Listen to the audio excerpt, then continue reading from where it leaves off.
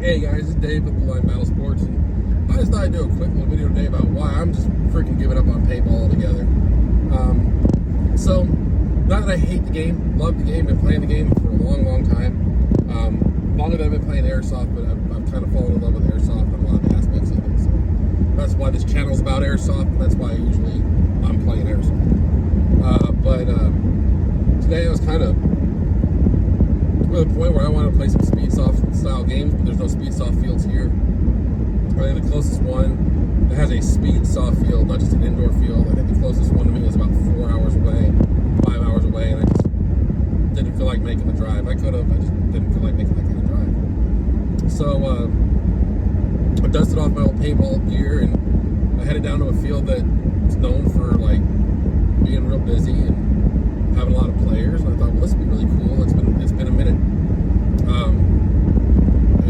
So the experience, well, the field was a nice field. The staff was friendly. I mean, the players were friendly. I ran into one of my old buddies. That's, from when I worked in law enforcement. He's now playing with one of the pro teams. And I honestly don't know if he wants me to throw his name out there because he's law enforcement. It's not always, sometimes people don't want other people knowing that stuff publicly. So we'll just leave it alone. But he does play for a pro team. And he was out there and he was kind of, I guess, coached that pro team's lower division squads, which was great because I was like, this is awesome. I get to play with some of these guys that are tournament guys. I guess if you know anything about classifications, just because of my age, the time it's taken since I've played competitively last, whatever, I'm down at the bottom of the divisions. I'm in Division 5, technically 6, but if I played 6, I'd be sandbagging.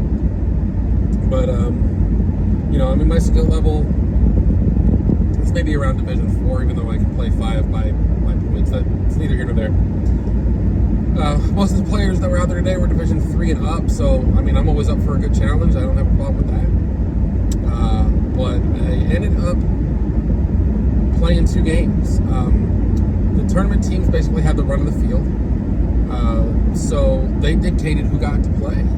I probably spent more money than they do because most of these guys were sponsored by that particular field. So, usually with field sponsorships, especially for well-known teams, and you're putting them on your jerseys and stuff, like, there's an associated discount with paint and field entry, okay?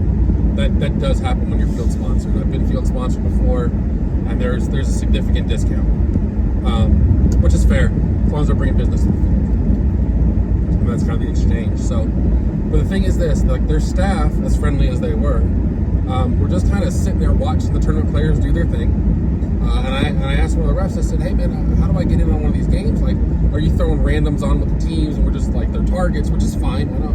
Again, challenges are challenges, right? If you're good, you're good. If you're not, you get shot off the field. That's the game. That's literally the game. It's okay. So he goes, no.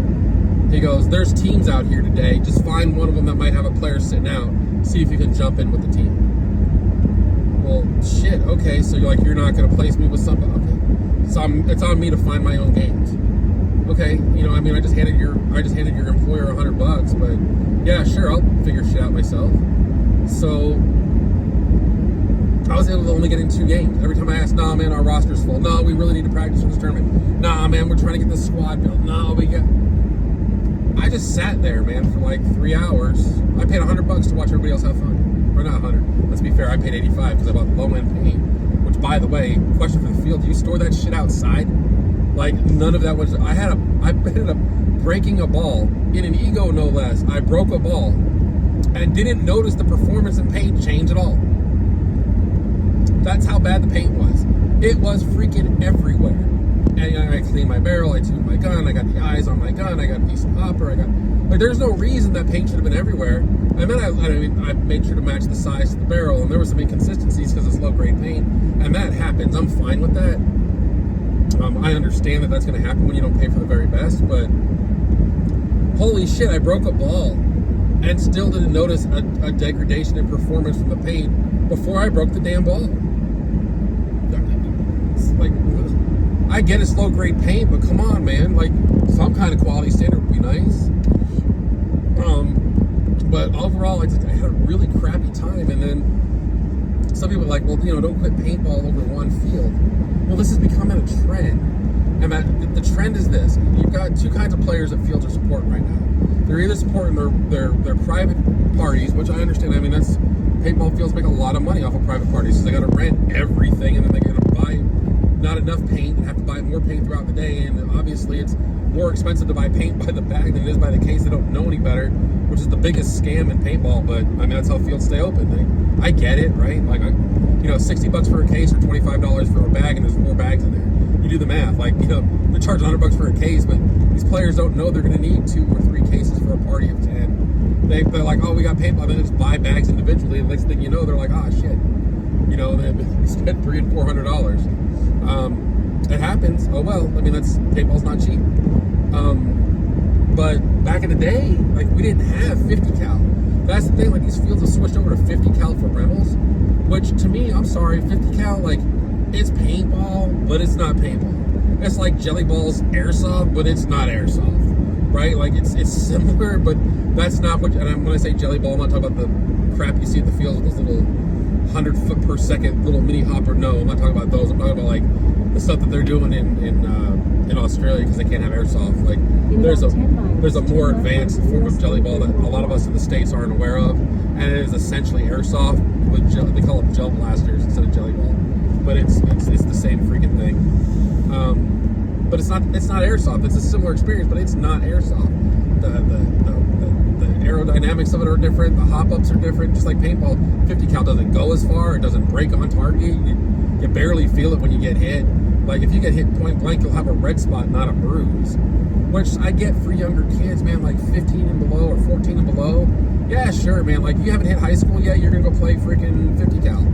But I mean, it's not the quintessential paintball experience. Like, you're not feeling what paintball is. You're not experiencing how far these guns can shoot or how fast these things can shoot. Like, it's not the same sport. I'm sorry, it's just not the same sport. So these fields have switched over to this. So what does that do for your walk-on, your regular walk-on players? I'm not interested in competing anymore. Like, I'm just not. It's a lot of pressure, it's a lot of travel, it's a lot of money, and I just don't want to do it. It's just not worth it to me. I just don't have that passion for paintball anymore. Airsoft I'll travel for because I enjoy airsoft more. So you show up to the field. Let me get back on track. So you show up to the field, and there's these 50 cal players. You can't play with them. And the other thing that so you gotta wait. Basically, there's another field in the area that I love the guy that runs it. He's an old friend of mine. Like, I'm talking about, I'm old, and I knew him when I was in my 20s. Like, he's gone gray, I've gone gray. Neither one of us were gray when we met. Right? He's a great dude, and I personally love him to death. Would do anything for him. But just going to his field, like, he's focused on these private groups, which means that you show up and you pay, and then you sit there, and maybe somebody will show up to play that you can play, or maybe a couple of somebody, so it's not a one-on-one all day. But you can't play with the walk-ons. Or, I'm sorry, not the walk-ons. You can't play with the renters, the private party. So you just sit there and hope that somebody else shows up. And they might show up after church, or they might not. You don't know. And that's the inconsistency of it. Another field and what other fields are doing is they're concentrating on tournament players. That's their bread and butter, which is, I mean, that used to be a big no-no for field owners back in the day, because you never knew how long a tournament player was going to stick around. Could it be a year? Could it be 6 months? Could it be 10 years? You never knew, because tournament players burn out so fast, or they realize that they're way over their head when it comes to the amount of money it takes in the lower divisions, like Division 5 through 3. Like, no one's really sponsoring you. They'll sponsor you with discounts, but that doesn't help when you're traveling out of town for a tournament every month, or you want to play the NXL and you're flying all over the country. Like, those are your costs, dude. Like, you're paying $500 or $600 for a plane ticket, and $300 for a rental car, and $200 a night for a hotel room. Like, that's out of your, and then the tournament on top of it. Like, it's to do the NXL. I mean, like, if you're passionate about it, I guess it's worth it. But, like, I mean, you're talking about $2,000 to $3,000 a tournament, and there's like 4 tournaments a year, I think, now that count for your, plus the World Cup, so 5. I don't know, it's been a while, but I think it's like 4 or 5 tournaments that count towards your score at the end of the year to see where you rank. So, you're paying, like, let's just say $10,000 a year to pretend that, and that's not practice. That's just tournament fees and travel. You're paying upwards of $10,000 a year. not everybody has that kind of money. So I get like why, you know, like that's almost impossible. And to play regional tournaments, like you're only going to go as far as D3. Like that's the furthest you'll go is D3, Division 3. You won't make semi-pro and pro where you start seeing sponsorships and, you know, getting flown there for free and having like enjoying that upper level paintball experience. So I mean, those players used to die off fast. That's where I was going with this. I'm sorry. They used to die off fast. So they used to tell field owners, don't base your business model on tournament players. Well, the field I was at today bases their entire business model on tournament players, and honestly, it ruined it for me. It straight up ruined it for me. Not because they were good or it was too hard to play. Like I gave as well as I got. Like I mean, I took some players out, and I got taken out in the 2 fucking games I played for $100 or $85. 2. I sat there all damn day because these tournament guys took over the field, and they're like, well, my roster this, my roster that, and these guys need to practice for this, and these guys you can't jump in right now. We're busy. We've got tournaments to get ready for. I get it, but dude, seriously, I can't play with the walk-ons that were there because they were all using 50 cal. I can't play with the tournament players because I can't fit on their roster. I can't do their roster. And then the paint I was playing with was pure trash, and even the 2 games I played in, it was very hard to make a shot. Like, I don't know if I said this before or not, but like, I had a broken ball, and it was a breech break of all places. Like, it wasn't in the barrel, and I had the eyes of my gun turned on. It was just crappy paint that didn't fit right. I didn't notice a performance drop in the paint at all. I didn't even notice it. With a broken ball in the barrel, that's how bad the paint was before the paint broke in the barrel. And before you guys asked, well, did it break before? No. Like, I cleaned my barrel, I cleaned my gun, I cleaned everything before I even put paint in the gun just to make sure there were going to be no problems when I went on the field. And I didn't notice the difference. That's how bad that paint was. That they sold me for $65 a case. And they don't sell bags, so I got half a case of shit paint because I got to play 2 games. And yes, I shot a half case in 2 games. I'm really digging on it. That was kind of fun. But this is why I'm done with paintball. Like, either you wait for someone to show up, or you get told no by tournament players. And the refs didn't do anything about it, man. They go like, hey, let's get everybody that's walk-ons, get over here with your own, you know, self-equipped guys, get over here. Let me see who we got. Okay, we got 5 guys. You guys are going to be a team for the day. You're just going to rotate in with everyone. No, they didn't do that. They're just like, find your own guys, man. Go, good luck, man. Like, go find a team that's like short a person today. And, you know, I mean, they were nice. They were polite about telling me no. And I get it, like, it's your team. I'm not trying to go out there and confront people like I paid as much as you did to be here. Which, truthfully, I paid more because field sponsorships, I think we was talking about. But I'm not going to fight a dude over paintball. I'm a grown-ass man. Like, that's the dumbest thing in the world to fight over is freaking paintball. Or airsoft, because we've seen those titty babies on the field, right, guys? Well, it's the dumbest thing in the world to fight over. But at the same time, like, I'm just not playing paintball anymore. Like, airsoft is what paintball was back in the day. Like, you show up, I show up, rentals show up, walk-ons show up, speed softers show up, freaking milsim guys show up, and they just look at, you know, the refs look at the teams and they're like, you 5 or this kind of, you go over here, then you go over here, and we're going to try and balance the teams. And if it doesn't work after the first 2 matches or so, we'll go ahead and we'll swap up the teams so that everybody has a good time. That's airsoft. That's why I'm playing airsoft now. I'm fucking done with paintball. Like, it's expensive, and it's either I sit there and wait because you have rentals, or I sit there and wait because I'm not on a tournament team. And I have 0 interest in being on a tournament paintball team. Like, 0 fucking interest. Technically, I'm a member of veteran militia, but veteran militia is just like, the requirements for being on that team is, are you a veteran? Do you play paintball? Did you want to buy one of our jerseys? You're on the team. That's and it's just basically a loose network, which is great. I'm not knocking veteran militia. Let me get that straight. Like, there are guys that they take all paintball players, woodsball players, scenario players, walk-on players. They don't care. They're just out there representing veterans in paintball. And if you see a guy in a VM jersey, like, cool, hook up together. You guys have like similar experiences.